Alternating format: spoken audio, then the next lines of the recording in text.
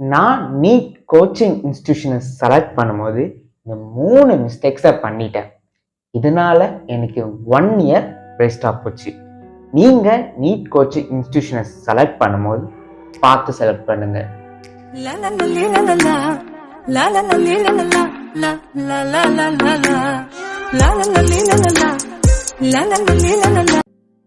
Big பில்டிங்ஸை பார்த்து நம்பிட்டேன். Rank holders போட்டோஸை பார்த்து ஏமாந்துட்டேன். அண்ட் தென் ரியாலிட்டி வேற மாதிரி இருந்துச்சு. தமிழ்நாடு ஸ்டேட்ல ஒரு பையனோ ஒரு பொண்ணோ நீட் கோச்சிங் எப்படி அவங்க லைஃப்குள்ள வருது அப்படின்னு பார்த்தீங்கன்னா 10th +1 +2 வரைக்கும் ஒரு ஸ்கூல்ல வந்து படிச்சிருப்பாங்க. வெதர் இட் சிபிஎஸ்சியா இருக்கலாம், இல்லாட்டி ஸ்டேட் போர்டா கூட இருக்கலாம். இப்போ கரண்டா பார்த்தீங்கன்னா இப்போ வந்து ஸ்கூல்ல இருந்தே இவங்க வந்து நீட் கோச்சிங் உண்டான சொல்றாங்க.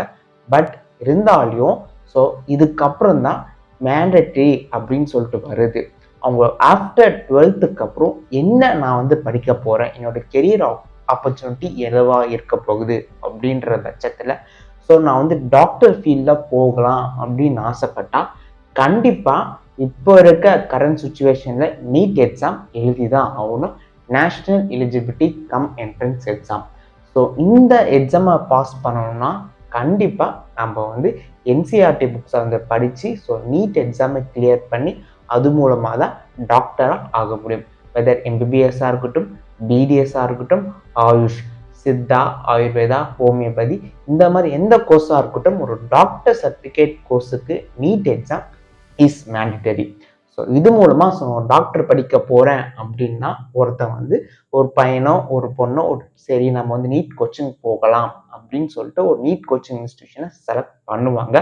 இப்படி தான் அவங்க வெதர் பேரண்ட்ஸ் மூலமாக இருக்கட்டும், இல்லாக்கிட்டி அவங்க டிவி அட்வர்டைஸ்மெண்ட்ஸாக இருக்கட்டும், இல்லாக்கிட்டி எது ஸோ சரௌண்டிங்ஸ் மூலம் எப்படி அவங்களுக்கு தெரிய வருது அப்படின்ட்டு அது மூலமாக அவங்க போய் நீட் போய் ஜாயின் பண்ணுவாங்க.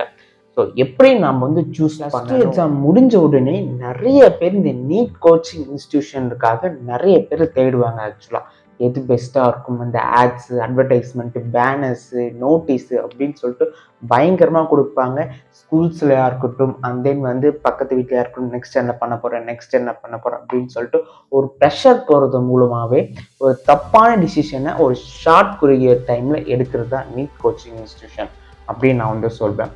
இப்போ வந்து நாங்கள் ஏன் இந்த மிஸ்டேக்ஸை என்னால் வந்து பிலீவ் பண்ண வேண்டியதாக இருக்குன்னு நிறைய ஆட்ஸ், அட்வர்டைஸ்மெண்ட்ஸு, ஸோ எங்கே பார்த்தாலும் ஸோ எது பெஸ்ட்டுன்ற பக்கத்தில் ஸோ நம்ம எது நினைப்போம், ஸோ நம்ம பார்க்குற ஆட்ஸு, ஸோ மற்றவங்க சொல்கிறது, ஃப்ரெண்ட்ஸு ப்ரெஷரு, ஸோ அவன் போய் அந்த கோச்சிங் இன்ஸ்டிடியூஷனில் போய் சேர்ந்துட்டான், இவன் இதில் போய் சேர்ந்துட்டான், நான் இன்னும் எதுலையுமே சேரலையே, ஸோ அப்படின்னு சொல்லிட்டு நம்ம மேலே போடுற ப்ரெஷரு, அண்ட் தென் பேரண்ட்ஸ் நமக்கு கொடுக்குற ப்ரெஷர், ஸோ நீ என்ன இதில் சேர போகிற, ஸோ மணி இஷ்யூஸாக இருக்கலாம், ஸோ இந்த மாதிரி ஏகப்பட்ட ப்ரெஷர்ஸை நமக்குள்ளே தாண்டி ஒரு எதுவுமே நம்ம பார்க்காம ஒரு பிளைண்டாக ஒரு கோச்சிங் இன்ஸ்டிடியூஷனை நம்ம போய் ஸ்டார்ட் பண்ணிடுவோம். அதனால நம்மளோட லைஃபை கண்டிப்பாக அஃபெக்ட் ஆகும். இதனால நிறைய பேரோட லைஃப் அஃபெக்ட் ஆகிருக்கு. லைக் சில பேர் வந்து 3 இயர்ஸ் பிரேக் பண்ணியிருக்காங்க, சில பேர் வந்து 4 இயர்ஸ் பிரேக் பண்ணி படிச்சுட்டு போயிருக்காங்க. ஸோ 4 வருஷம் 5 வருஷம் இதுக்கே படிச்சுட்டு அவன் போயிட்டு எம்பிபிஎஸ் பிடிஎஸ் போய் ஜாயின் பண்ணால் அங்கே ஒரு 5 வருஷம் படிக்கிற மாதிரி இருக்கும். ஸோ இதுக்காகவே the last 10 years in his life. So பார்த்து இந்த கோச்சிங் இன்ஸ்டிடியூஷன் நம்ம வந்து ஸ்டார்ட் பண்ண வேண்டியது ரொம்ப ரொம்ப அவசியம். ஸோ இது மூலமா நம்ம வந்து இந்த ப்ரெஷர் மூலமா நம்ம வந்து ஹேண்டில் பண்ணாம நம்ம தப்பான டிசிஷனை பார்த்து எடுக்கிறதுனால கண்டிப்பா நம்மளோட லைஃப் வந்து வேஸ்டா போறதுக்கு ரொம்ப சான்சஸ் அதிகமா இருக்கு. அதனால நீங்க கோச்சிங் இன்ஸ்டிடியூஷனை பார்த்து செலக்ட் பண்ணுங்க. கோச்சிங் இன்ஸ்டிடியூஷன்ல என்னென்ன பிரச்சனை வரும் அப்படின்னு பார்த்தீங்கன்னா, too many students in one class. ஒரு கிளாஸ்ல ஆட்டு மந்தி அடைச்சு வச்ச மாதிரி ஒரு 100 பேர் ஒரு கோச்சிங் இன்ஸ்டிடியூஷன்ல இருப்பானுங்க, ஒரு பேட்சுக்கு மட்டுமே. ஸோ ஒரு பேட்ச் அப்படின்னு எடுக்க போகும்போது ஒரு மினிமம் ஒரு 30 இல்லாட்டி 40 ஸ்டூடெண்ட்ஸ் தான் இருக்கணும். ஆனால் இப்போ இருக்க கோச்சிங் இன்ஸ்டிடியூஷன்ல ஸோ நிறைய பேர் வந்து போய் ஜாயின் பண்ணி படிக்கிறதுனால அவங்க வந்து ஒரு பேட்சுக்கு வந்து ஒரு 100 பேர் 200 பேர் வச்சு போட்டு எடுக்கிறதுனால நிறைய பேர்னால கான்சன்ட்ரேஷன் பண்ண முடியாது. ஓகேங்களா? So no personal attention. Second விஷயம் பார்த்தீங்கன்னா, ஸோ ஒருத்தனுக்கு என்ன அவன் பிரச்சனை அப்படின்னு எதில் அவன் கஷ்டப்படுறான், இப்போ தமிழ் மீடியம் ஸ்டூடெண்ட்டாக இருக்கான் அப்படின்னு சொன்னீங்கன்னா, ஸோ அவன் வந்து டிரான்ஸ்லேட் பண்ணி இங்கிலீஷில் அவனால் படிக்க முடியுமா அப்படின்னு சொல்லிட்டு அவனுக்கு பர்சனல் அட்டென்ஷன் கொடுக்குறது. ஒருத்தவங்க சில பேர் வந்து ஃபிசிக்ஸில் ஸ்ட்ராங்காக இருப்பாங்க, பயாலஜியில் வீக்காக இருப்பாங்க. பயாலஜியில் ஸ்ட்ராங்காக இருப்பாங்க, ஃபிசிக்ஸில் வீக்காக இருப்பாங்க. ஸோ அந்த மாதிரி ஒவ்வொருத்தவங்களுக்கும் ஒவ்வொரு விஷயத்தில் ஸ்ட்ராங்காக இருப்பாங்க, ஒவ்வொருத்துல வீக்காக இருப்பாங்க. அவங்களுக்கு தனிப்பட்ட முறையில் எதில் வந்து பர்சனல் அட்டென்ஷன் கொடுத்தா அவங்களால இன்னும் கொஞ்சம் ஸ்ட்ராங்காக போல்டாக எக்ஸாம்ஸை வந்து கான்சென்ட்ரேட் பண்ணி படிக்க முடியும். அந்த எந்த மாதிரி சிலபஸ் அவங்களுக்கு வந்து இன்னும் கொஞ்சம் அவங்களுக்கு வந்து ஸ்ட்ராங்காக கொடுத்தா அவங்க கெப்பாசிட்டிக்கு இன்னும் கொஞ்சம் மார்க்ஸை வந்து ஸ்கோர் பண்ண முடியும் அப்படின்னு சொல்லிட்டு ஒரு பர்சனல் அட்டென்ஷன் கேருங்கிறது இருக்காது. அது மட்டும் இல்லாமல் புவர் டவுட் கிளியரிங் செக்ஷன். டவுட்டை கேட்டு கிளியர் பண்றதே ஒரு பெரிய விஷயம். ஒரு போர்பந்தமா இருக்கும் ஸ்டாஃப் கிட்ட போயிட்டு இது மாதிரி எனக்கு டவுட் இருக்கு அப்படின்னு சொல்லிட்டு, அது சின்ன டவுட்டா இருந்தாலும் சரி, பெரிய டவுட்டா இருந்தாலும் சரி, ஒரு டவுட்னு வரும்போது அது போய் கேட்கறதுக்கு ஒரு தைரியம் வேணும் நமக்கு. ஸோ அதையும் தாண்டி நம்ம போய் கேட்க போகும்போது ஸோ அவங்க வந்து சில டைம்ல டவுட் கிளியர் பண்ணுவாங்க. ஆக்சுவலாக நமக்கு சில புரியாமலையும் இருக்கும். ஸோ நம்ம புரியிற அளவுக்கு எந்த அளவுக்கு டவுட் கிளியர் நம்ம பண்றோம் அப்படின்றது ஒரு மேஜரான இஷ்யூஸ். அது மட்டும் இல்லாம பாத்தீங்கன்னா ஒன்லி டாப்பர்ஸ் கெட் ஃபோக்கஸ். இப்போ டாப்பர்ஸ் கெட் ஃபோக்கஸ்ட் அப்படின்னு பார்த்தீங்கன்னா இப்போ வந்து 720க்கு ஒரு எக்ஸாமில் வந்து அவன் வந்து 700 650 அபோவ் வாங்கிட்டாங்க, வாங்கிட்டவங்க 10-20 பேர் வாங்கி வச்சிருக்காங்க அப்படின்னா ஸோ அவங்கள மட்டும்தான் அந்த கோச்சிங் இன்ஸ்டியூட் ரொம்ப ஃபோக்கஸ் பண்ணுவாங்க. ஸோ அவங்களுக்கு மட்டும்தான் அந்த பர்சனல் அட்டென்ஷன் வந்து கொடுப்பாங்க. இவங்க கட்டின ஃபீஸை தான் அவங்களும் கட்டுறாங்க. ஸோ இவங்களுக்கு மட்டும்தான் toppers get more focused. So இதனால அவங்கள மட்டும் கான்சன்ட்ரேஷன் பண்ணி அவங்கள மட்டும் இது பண்றது மூலமா ஒரு 10 பேர் ஸோ அவங்க மட்டும் எனக்கு பேனர் போட்டோ அடிச்சா போதும் அப்படின்ற மாதிரி ஸோ அவங்கள மட்டும்தான் ஃபோக்கஸ் பண்ணுவாங்க. மற்றவங்கள ரேராக தான் ஃபோக்கஸ் பர்சனல் அட்டென்ஷன் தர மாட்டாங்க. அது மட்டும் இல்லாமல் ஸ்ட்ரெஸ்ஸு, ப்ரெஷரு.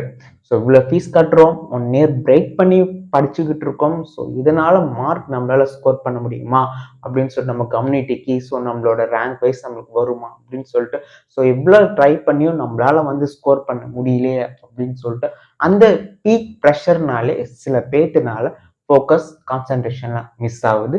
ஸோ வீக்காக ஃபீல் பண்ணுறாங்க. ஸோ நம்மளால கிளியர் பண்ண முடியுமா, நம்ம ஆசைப்பட்ட கனவு, நம்மளோட ட்ரீம்ஸ் என்ன ஆகுது அப்படின்னு சொல்லிட்டு அவங்களுக்கு இருக்க அந்த ஸ்ட்ரெஸ்ஸு, பேரண்ட்ஸ் கொடுக்குற ஸ்ட்ரெஸ்ஸு, இந்த மார்க்ஸ் கொடுக்குற ஸ்ட்ரெஸ்ஸு, ஸோ இதெல்லாமே அவங்களுக்கு வந்து ஒரு பெரிய ப்ரெஷராக உண்டாக்கி ஸோ அவங்களோட கான்சன்ட்ரேஷன் பண்ண விடாமல் ரொம்பவே தடுக்குது. Select NEET coaching centres properly. So எப்படி ஒரு நீட் கோச்சிங் சென்டர்ஸை வந்து ப்ராப்பராக செலக்ட் பண்ணுறது அப்படின்னு நான் கற்றுக்கிட்டேன் அப்படின்னா ஃபஸ்ட்டு விஷயம் குவாலிட்டி ஆஃப் ஃபேக்கல்ட்டி. ஒரு டீச்சர் எந்த அளவுக்கு குவாலிட்டியாக நமக்கு வந்து சொல்லி தராங்க, எந்த அளவுக்கு ஒரு கொஷினை ஈஸியாக நமக்கு அண்டர்ஸ்டாண்ட் பண்ணி நமக்கு வந்து அந்த கொஷினை சால்வ் பண்ண சொல்லி தராங்க அப்படிங்கிறத ஒரு மேஜர் விஷயம். ஸோ குவாலிட்டி ஆஃப் டீச்சர் அப்படிங்கிறதா ரொம்ப ரொம்ப இம்பார்ட்டண்ட். அதுக்கு மட்டும் இல்லாமல் செகண்ட் விஷயம் என்ன அப்படின்னு பார்த்தீங்கன்னா பேட்ச் சைஸ். ஸோ ரொம்ப பேர் ரொம்ப லாங்காக ரொம்ப பேட்சாக இருந்தாங்கன்னா அவங்களால வந்து கான்சன்ட்ரேஷன் பண்ண முடியாது. ஸோ ஸ்மால் பேட்சாக இருக்குது அப்படின்னா ஒரு 40 பேர் 50 பேர் கோச்சிங் இன்ஸ்டிடியூஷனில் இருக்காங்க அப்படின்னு சொல்லிட்டு அவங்கள மட்டும் கான்சன்ட்ரேஷன் பண்ணால் ஸோ இன்னும் கொஞ்சம் அவங்களால பெட்டர் ஸ்கோர் வந்து எடுக்க முடியும். அது மட்டும் இல்லாமல் ஸ்டடி மெட்டீரியல் குவாலிட்டி. இப்போ பார்த்தீங்கன்னா மேக்ஸிமம் வந்து நீட் எக்ஸாம்னாலே என்சிஆர்டி புக்கு தான். ஸோ வந்து என்சிஆர்டி புக் எந்த அளவுக்கு இந்த பேஸை வந்து எந்த அளவுக்கு அவங்க வந்து அடித்தளத்தை நல்லா போடுறாங்களோ ஸோ அந்த அளவுக்கு நல்லாவே இருக்கும். அது மட்டும் இல்லாமல் இந்த ஸ்டடி மெட்டீரியல்ங்கிறது ரொம்ப ரொம்ப அவசியம். ஸோ எக்ஸ்ட்ரா வர அந்த ஐக்யூ கொஷின்ஸ், இந்த டஃபஸ்ட் கொஷின் ஹேண்டில் பண்ணுறதுக்கு மட்டும்தான் இந்த ஸ்டடி மெட்டீரியல் அப்படின்னு நமக்கு வந்து தேவைப்படும். ஸோ அந்த ஸ்டடி மெட்டீரியல் எந்த அளவுக்கு குவாலிட்டியாக இருக்குது, எந்த அளவுக்கு அந்த மெட்டீரியல் நம்ம வந்து படிக்கிறோம். ஃபஸ்ட்டு என்சிஆர்டி புக்கை தான் படிக்கணும். 11th 12th NCERT book physics, chemistry, biology. So இந்த புக்கை நம்ம வந்து ஸ்ட்ராங்காக ரொம்ப பேஸாக நம்ம படித்தா மட்டும்தான் அந்த எக்ஸ்ட்ரா வர கொஷின்ஸை நம்ம வந்து ஹேண்டில் பண்ணுறதுக்கு ரொம்ப ரொம்ப ஈஸியாக இருக்கும். அது மட்டும் இல்லாமல் நெக்ஸ்ட் வந்து டவுட் கிளியரிங்.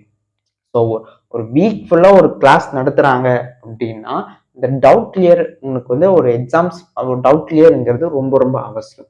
ஒரு வீக் டெஸ்ட் வைக்கிறாங்க அப்படின்னா ஸோ அந்த கொஸ்டின்ல நீ எந்த கொஸ்டின் தப்பு பண்ணு உனக்கு என்ன டவுட் வந்துச்சு, எந்த எந்த இடத்துல தப்பு பண்ண அப்படின்னு சொல்லிட்டு இந்த டவுட் கிளியர்ங்கிறது ரொம்ப ரொம்ப ஈஸி. ஸோ வந்து ஈஸியாக சால்வ் பண்ணுற ப்ராப்ளமா, இது ரொம்ப டஃபஸ்டாக டைம் எடுக்கிற கொஸ்டினா அப்படின்னு சொல்லிட்டு நமக்கு கரெக்டாக தெரியணும். டவுட் கிளியரிங்கிறது கண்டிப்பாக அவசியம். ஒரு கிளாஸ் நடத்துகிறாங்க அப்படின்னாவே ஸோ அதில் இருக்க ப்ராப்ளம்ஸ் நம்ம போடும்போது ஸோ ப்ராப்ளம்ஸ் போடும்போதோ இல்லை ஏதாச்சும் டவுட் வரும்போதோ நம்ம வந்து அப்பயே இந்த டவுட் கிளியரிங் செக்ஷனை ரொம்ப ரொம்ப வைக்கிறது ரொம்ப ரொம்ப அவசியம். அது மட்டும் இல்லாமல் அடுத்த வருஷம் ரிசல்ட்ஸ். ப்ரீவியஸ் ரிசல்ட்ஸ்லாம் எப்படி இருக்குது அப்படின்னு சொல்லிட்டு.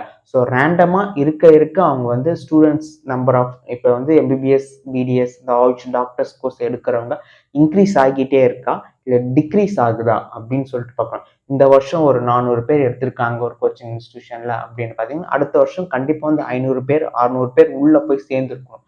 அதுதான் ஒரு ரேபிட் க்ரோத். கொஸ்டின் பேப்பர் ஈஸியாக வந்துச்சுன்னா 500 பேர், கொஸ்டின் பேப்பர் தப்பாக வந்துச்சுன்னா 50 பேர் தான் போய் ஜாயின் பண்ணுறாங்க. இந்த மாதிரி ஃப்ளக்சுவேஷன் இல்லாமல் இருக்கணும். ஓகேங்களா? ஸோ ரேப்பிடாக அந்த எக்ஸ்பென்டேஷன் க்ரோத் அந்த கோச்சிங் இன்ஸ்டியூஷன் இருந்தால் மட்டும்தான் அது ஒரு பெஸ்ட் கோச்சிங் இன்ஸ்டியூஷன் அப்படின்னு நான் வந்து சொல்லுவேன். ஸோ இதெல்லாம் வந்து நான் எக்ஸ்பீரியன்ஸில் நான் வந்து கற்றுக்கிட்டது. ஓகேங்களா? ஸோ இந்த மாதிரி ஃபெசிலிட்டிஸ் இருந்தால் மட்டும்தான் ஒரு நல்ல ஒரு கோச்சிங் இன்ஸ்டியூஷன் கண்டிப்பாக வந்து எல்லாருக்கும் அமையும். ஸோ இது பேசிக் க்ரைட்டீரியாவை வச்சு நீங்கள் வந்து ஒரு கோச்சிங் இன்ஸ்டியூஷனை ஸ்டார்ட் பண்ணுறது ரொம்ப ரொம்ப நல்லது. ஒரு ப்ராக்டிக்கலான ஒரு டிப்ஸ் சொல்கிறேன், எப்படி ஒரு கோச்சிங் இன்ஸ்டியூஷன் ஸ்டார்ட் பண்ணுறது அப்படின்ட்டு ஒரு ஸ்டூடெண்ட்ஸ்க்காக இருக்கட்டும் ஒரு பேரண்ட்ஸ்க்காக இருக்கட்டும். Attend demo class. ஸோ வந்து டெமோ கிளாஸ் ஒரு கோச்சிங் இன்ஸ்டியூஷன் அட்டன் பண்ணி பாருங்கள், ஃபீஸ் கட்டுறதுக்கு முன்னாடியோ. ஸோ இல்லாக்கிட்டு ஏதாச்சும் ஒரு கோச்சிங் இன்ஸ்டியூஷன் ஸ்டார்ட் பண்ணிட்டேன். ஸோ டெமோ கிளாஸ் அட்டன் பண்ணி பாருங்கள். ஃபிசிக்ஸ் கெமிஸ்ட்ரி பயாலஜி எல்லாத்துக்குமே ஒரு டெமோ கிளாஸ் அட்டன் பண்ணி பாருங்கள். உங்களுக்கு பிடிச்சிருந்துச்சுன்னா ஸோ ஓகே நல்ல குவாலிட்டியாக இருக்குது அப்படின்னா தாராளமாக ஜாயின் பண்ணுங்கள். இல்லை டெமோ கிளாஸ் பிடிக்கல, டெமோவே நல்லா நடத்தலை அப்படின்னா ஸோ நீங்கள் வந்து ஒரு இன்ஸ்டியூஷன் ஸ்டார்ட் பண்ணுறதை விட இன்னொரு இன்ஸ்டியூஷன் ஸ்டார்ட் பண்ணுறது ரொம்ப ரொம்ப நல்லது. ஸோ எந்த அளவுக்கு நீங்கள் டெமோ கிளாஸ் நீங்கள் அட்டன் பண்ணுறீங்களோ அந்த அளவுக்கு உங்களோட ஸோ குவாலிட்டி ஆஃப் இன்ஸ்டியூஷனை நீங்கள் வந்து கற்றுக்கலாம். ஸோ டெமோ கிளாஸ் அட்டன் பண்ணுறதே வேலையை வச்சுட்டு இருக்காதீங்க. ஸோ சீக்கிரம் எந்த அளவுக்கு ஒரு 2-3 கிளாஸஸ் 2-3 கோச்சிங் இன்ஸ்டியூஷன் பெஸ்ட்டாக இருக்குது அப்படின்னா ஸோ அந்த 2-3 இன்ஸ்டியூஷன்ஸில் டெமோ கிளாஸஸ் அட்டன் பண்ணி பாருங்க. அது மட்டும் இல்லாமல் இப்போ கரண்டாக படிச்சுக்கிட்டு இருக்காங்க இல்லையா, ஸோ அந்த ஸ்டூடெண்ட்ஸ் கிட்ட கேட்டு பாருங்க எப்படி இருக்கு அப்படின்னு சொல்லிட்டு ஒரு கோச்சிங் இன்ஸ்டியூஷன். அந்த கோச்சிங் இன்ஸ்டியூஷன் நல்லா இருக்கான். ஸோ உங்கள் வீட்டு பக்கத்துலையா இருக்கலாம், ஸோ இல்லாட்டி உங்கள் ஃப்ரெண்ட்ஸில் யாராவது இருக்கலாம். ஸோ அந்த மாதிரி கான்டாக்டாக பிடிச்சி கோச்சிங் இன்ஸ்டியூஷன் எப்படி இருக்கு, நல்லா இருக்கா, நல்லா மார்க் கெயின் பண்ணலாமா, நல்லா சொல்லி தருவாங்களா அப்படின்னு சொல்லிட்டு அந்த ஸ்டூடெண்ட்ஸை நீங்கள் கேட்கறது மூலமா கண்டிப்பா உங்களுக்கு வந்து ஒரு ஓகே இந்த கோச்சிங் இன்ஸ்டியூஷன் நல்லா பெட்டராக தான் இருக்கு அப்படின்னு சொல்லிட்டு உங்களுக்கு ஒரு நாலேஜ் கண்டிப்பா. இந்த ஆட்ஸ் எல்லாம் பார்த்து நம்பாதீங்க. டிவியில் போகிற ஆட்ஸாக இருக்கட்டும், நோட்டீஸ் கொடுக்கறதா இருக்கட்டும், இல்லாட்டி உங்கள் ஃப்ரெண்ட்ஸ் யாராவது ப்ரொமோஷன் பண்ணுறதா இருக்கட்டும். ஸோ நான் அந்த கோச்சிங் இன்ஸ்டியூஷனில் போய் படித்தேன்டா, அதனால நான் வந்து போயிட்டேன்டா, நீனும் அதில் போய் படிடா, அதனால நீயும் நல்லா டாக்டர் ஆகிடுவா அப்படின்லாம் சொல்லுவாங்க. அவன் போயிட்டான், அவன் படித்தாலும் சரி, அவன் படித்தான், அவன் போகிறான். எங்கே நீங்கள் இருந்து எந்த இன்ஸ்டியூஷனில் படித்தாலுமே நீங்கள் படித்தாலும் மட்டும்தான் உங்களால் ஸ்கோர் பண்ண முடியும். அந்த நீங்கள் வந்து இம்ப்ரூவ்மெண்ட் உங்களால் காட்ட முடியும். ஓகேவா? ஸோ எங்கேருந்து எந்த கோச்சிங் இன்ஸ்டியூஷனில் படித்தாலுமே நாம் படிக்கிறது தான் ஃபைனல். ஆக்சுவலாக நம்ம புட் பண்ணுற ஹார்ட் ஒர்க், நாம் எந்த அளவுக்கு நம்ம படிக்கிறோம், நாம் எந்த அளவுக்கு நாலேஜ் கெயின் பண்ணிக்கிறோம், நாம் எந்த அளவுக்கு டேலண்டாக இருப்போம், நாம் எந்த அளவுக்கு அந்த பேப்பர் நீட் ஈஸியாக வந்தாலும் சரி, டஃப்பாக வந்தாலும் சரி, கொஸ்டின் பேப்பர் எப்படி வந்தாலும் நான் எந்த அளவுக்கு ஹேண்டில் பண்ண, நான் எப்படி ப்ரிப்பேர்டாக இருக்கேன் அப்படிங்கிறது தான் ஒரு major criteria. Coaching institution select பண்ணுறது ஒரு கோச்சிங் கரெக்டாக இருந்துச்சுன்னா கண்டிப்பாக உனக்குள்ளே இருக்கிற கான்ஃபிடென்ஸ், உனக்குள்ளே இருக்கிற பொட்டென்ஷியல் கண்டிப்பாக வெளியே வந்து you will become a good future shining doctors. Coaching இன்ஸ்டியூஷனை தவறாக மட்டும் செலக்ட் பண்ணிட்டோம் அப்படின்னா நம்ம மார்க்ஸை மட்டும் குறைக்கிறது இல்லாமல் நம்ம கான்ஃபிடென்ஸ் லெவலும் அப்படியே குறைச்சிரும். ஏன் நான் அப்படி சொல்கிறேன்னா, அப்போ இன்னொரு வருஷம் ரிப்பீட் பண்ண சான்ஸ் கிடைப்பீங்க. ஸோ இன்னொரு வருஷம் ரிப்பீட் பண்ண அப்பயும் குறைஞ்சிச்சு அப்படின்னா நம்மளால எதுவுமே முடியாதோ அப்படின்னு சொல்லிட்டு நீங்களே உங்களை தாழ்வு மனப்பான்மைக்குள்ளே போய் நிறைய இந்த மாதிரி இஷ்யூஸ் நிறைய இருக்கு. ஸோ அதனால ஒரு கோச்சிங் இன்ஸ்டியூஷனுங்கிறது ஜஸ்டே ஒரு ஸ்கூல் மாதிரி தான். ஸோ எக்ஸ்ட்ரா ஒரு இயர் நீங்கள் வந்து படிக்க போகிறீங்க, எக்ஸ்ட்ரா ஒரு வருஷம் ஸ்பெண்ட் பண்ணி படிக்க போகிறீங்கன்றது ஒரு க்ரூஷியலான விஷயம். அதை கரெக்டாக பார்த்து ஷேர் பண்ணுறது நம்ம கையில் தான் இருக்குது. So subscribe for more information. அந்த மாதிரி நீங்கள் எந்த கோச்சிங் இன்ஸ்டியூஷன் நீங்கள் ஷேர் பண்ண போகிறீங்க அப்படின்னு மறக்காமல் கமெண்ட் செக்ஷனில் கமெண்ட் பண்ணுங்கள். That's it. Tata bye by.